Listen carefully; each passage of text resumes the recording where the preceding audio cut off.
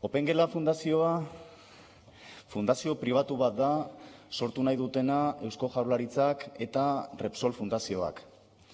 Helburua da kudeatzea EAEko hiri eraberrikuntza datozen urteetan, batez ere egingo dena ikuspegi efizientzia energetikoko ikuspegiarekin. Fundazio pribatu horretan, 60% izango da Repsolena eta gainerako 40% Eusko Jaurlaritzarena.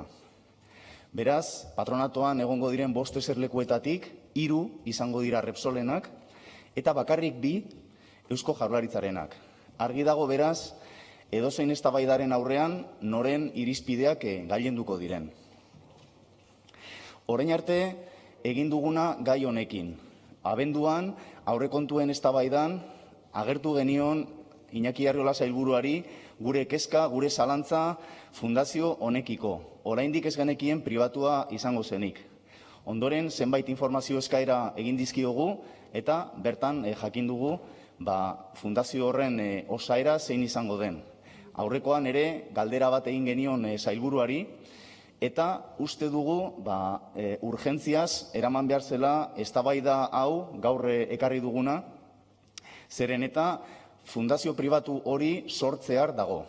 Beraz, eskerrak ematea legebiltzarreko mahaiari onartu izateagatik legez besteko honen urgentzia izaera gutxitan egiten da eta uste dugu sintomatikoa dela onartu izana.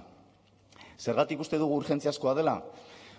Apirilean bertan, apirilaren amaieran, Etxebizitza Sailak sinatu zuelako aurreakordio bat fundazio hau sortzeko, Iñaki Arriola sailburuak eta Kalzada jaunak Repsol fundazioko lehendakari ordeetako batek sinatu zuten.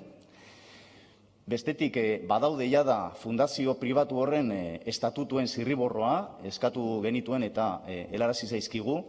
Eta hirugarren puntua da, aurtengo aurrekontuetan, 2021ko aurrekontuetan, 850.000 euroko partida bat dagoela fundazio hau sortzeko. Beraz, hemendik urte bukaerara edo lehenago, datozen asteetan, datozen hilabetetan, fundazio hau behin betikoz sortuko da eta uste dugu eztabaida gaur egin behar zela.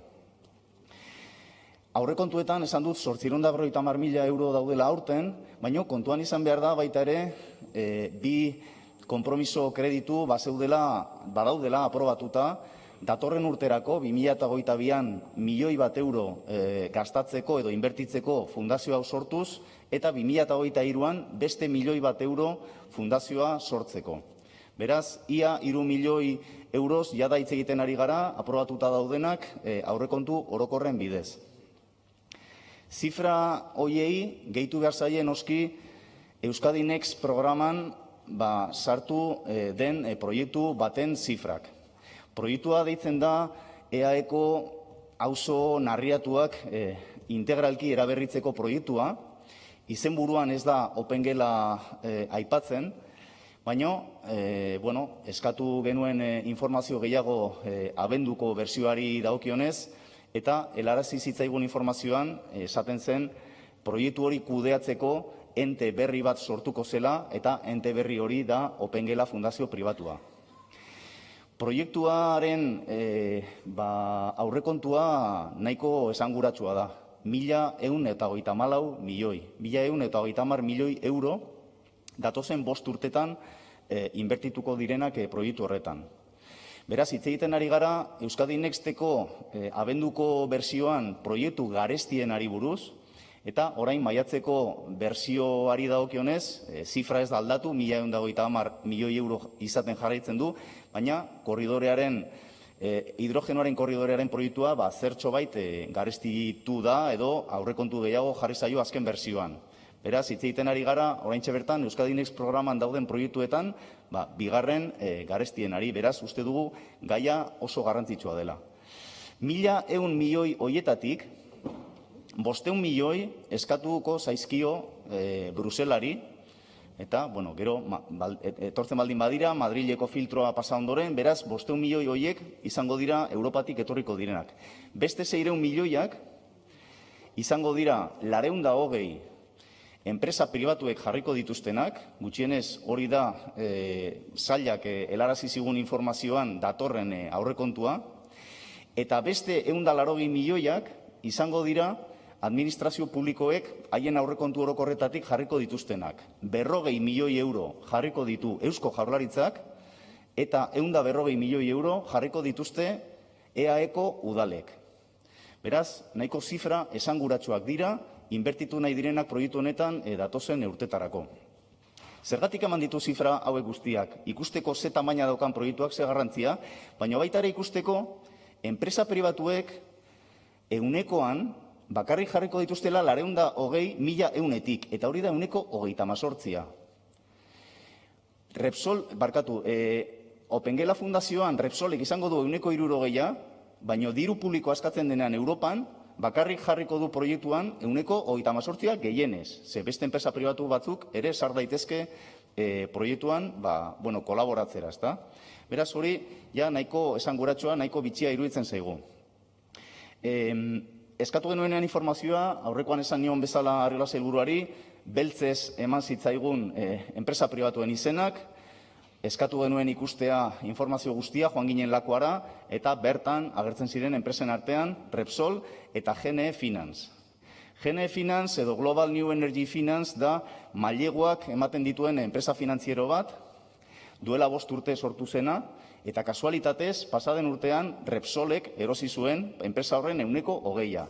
Beraz, hor ere atzean Repsol dago. Enpresa hori zergatik sartu da? Opengela proiektuan maileguak emango dituelako. Berez, ideia ez zaigu gaizki iruditzen, zeren azken finean, auzo zaharkituenetan bizi den jendea da laguntza ekonomiko gehien behar duena, eta beraz, segurazki, eraberritzei aurre egiteko laguntzak beharko ditu, kasu honetan mailegu baten bidez izan daiteke. Baina, informazioa eskatu genuen baita ere jakiteko zer nolako kondizioak, zer nolako baldintzak zeuzkaten GNE Finance enpresa horrek emango dituen maileguek, eta, eman zitzaigun informazioa, maileguari deituko zaio Opengela mailegua, eta mailegu horren izaera da, edo baldintzak dira, 5.000 eta 1.000 bitarteko euroko maileguak emango dira 15 urtetan itzultzeko, eta jarriko zaien interesa izango da interes finko bat 7%.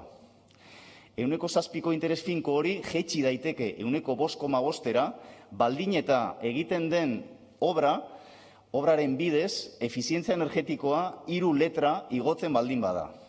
Berez, ideia ez zaigu gaizki iruditzen, horrela sustatzen delako efizientzia energetikoa benetan lortzea obra hoien bidez eta mailegu hoien bidez, eta mailegu hoien baldintzak ere ez dira drakonianoak, ez dira oso txarrak, baina begiratzen baldin bada inguruko beste bankuek, beste entitate finantzieroek ematen dituzten maileguak, esan daiteke, mailegu hau ere ez da lapagotxa, ez da bereziki ona, bai. Beraz, ez dugu oso ondo ulertzen zergatik eman behar den aukera itxi hori enpresa zehatz horrekin, ez da?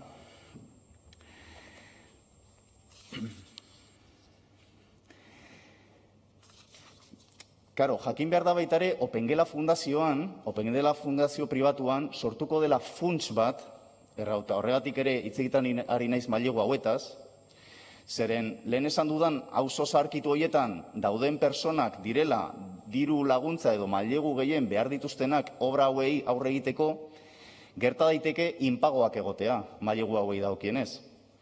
Zer egingo du Opengela Fundazio pribatuak? Funts bat sortu, Fondo de Garantía Social delakoa, inpago hoiek estaltzeko.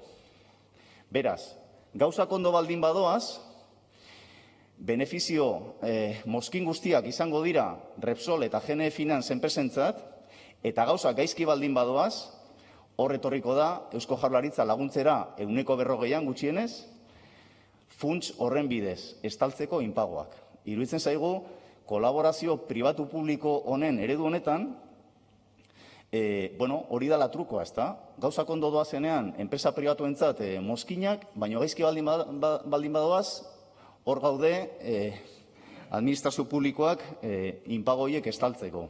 Uste dugu, EH Bildutik ez gaudela kolaborazio pribatu publikoaren kontra, aurrekoan sailburuak esan zidan eredu hau etorri dela gelditzeko horrela mehatxu kutsuarekin, gu ez gaude eredu horren kontra. Guk esaten duguna hemen, ez zaigula ondo iruditzen hemen planteatzen ari den moduan, eta uste dugula kontrola publikoa izan behar dela. Eta ezin dela azpikontratatu, ezin zaiola azpikontratatu, datozen urtetan hiri eraberritzearen proiektu garrantzitsuena enpresa pribatu zehatz badi. Beraz, gaur ekarri dugun proposamena 4 puntutan oinarritzen da. Lehenengo puntua da gelditzea. Gelditzea fundazio pribatu honen sorrera prozesua.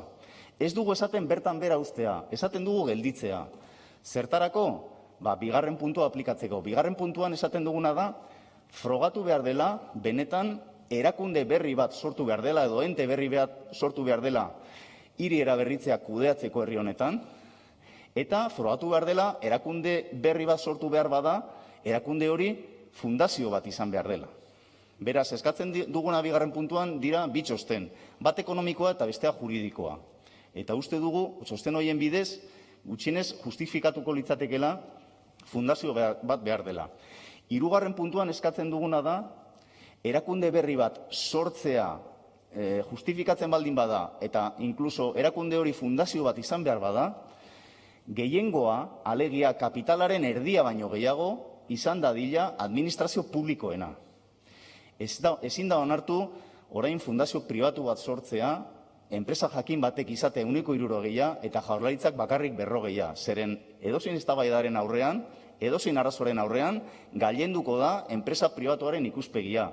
Eta uste dugu, hiri eraberritze proiektuen atzean, ondorio sozioekonomiko, soziologiko handiak dauzkatela, eta interes orokorra bilatzen dela bermatu behar dela. Administrazio publikoek gehiengoa izan da, akaso ez da baldintza nahikoa, baina iruditzen zaigu baldintza beharrezkoa. Horregatik, hirugarren puntuan eskatzen dugu, erakunde berri horren erdia baino gehiago izatea publikoa. Eta azken puntuan, laugarren puntuan, eskatzen duguna da gauza logiko bat, eta da konkurrentzia publikoa egotea, bai erakunde hori sortzeko, baita erakunde horrek gestionatuko dituen kontratu guztiak gero lizitaziora ateratzeko, ezta? Eta uste dugu, oso hasiera txarra dela, enpresa jakin batekin, kontuz, ez daukagu ezer Repsolen aurka, ez daukagu ezer GNE Finance enpresen aurka. Baina, lehiatu daitezela, beste enpresak bezala, lehia garbi eta publiko batean. Ezin dana eginda hemen, haiengana joan, edo haiek baldin badatoz, haiekin sortu fundazio pribatu bat, hiri eraberritzen proiektuak kudeatzeko datozen urteetan. Beraz, konkurrentzia publikoaren printzipioa jarraitzea da eskatzen duguna laugarren puntuan. Esan bezala, ez gaude Opengela proiektuaren kontra, Opengela proiektuaren alde gaude, uste dugu garrantzitsua dela, uste dugu udalek laguntza behar dutela, Jaurlaritzaren laguntza behar dutela. Gaizki ikusten deguna da fundazio pribatu bat sortzea eta lidergo osoa azpikontratatzea enpresa jakin bati.